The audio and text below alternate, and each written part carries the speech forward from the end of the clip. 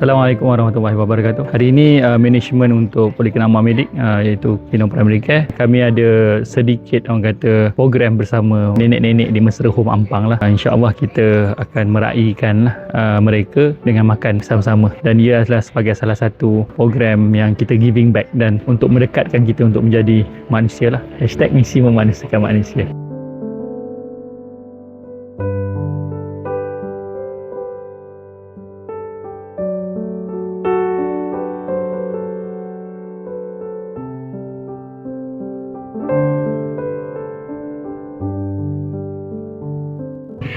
First time datang ke Mesra Home, so harapan saya sampai kat sini semoga apa yang saya tengok, apa yang saya alami hari ini, mungkin itulah asbab untuk saya lebih ada masa terluang untuk ibu saya.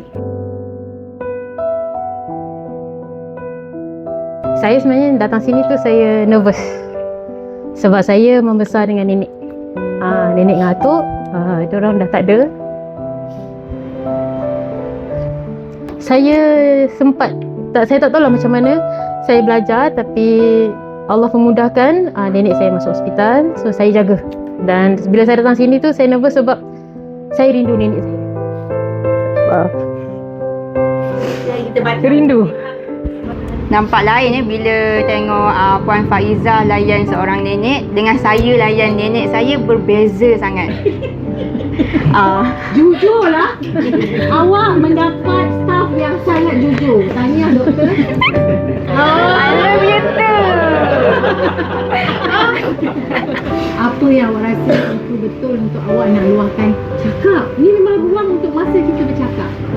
Jangan pula yang masa dekat tengah kerja kita cakap benda ni. Terkejut orang kan?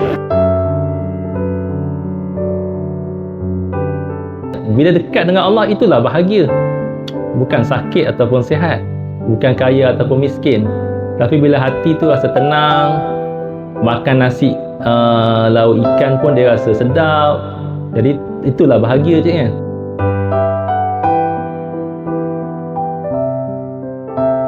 Buah cempedak di luar pagar, ambil galah tolong dudukkan. Saya tidak lagi budak, tumpang belajar. Kalau salah tolong. So nenek suka makan apa tadi nenek? Nenek suka makan mash? Potato, Mash potato. French fries. French fries. Pandai lah nenek. Lagi?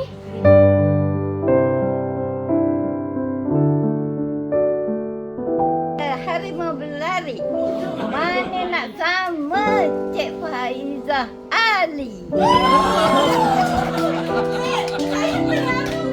Saya sayang bos saya. Tak payah kot.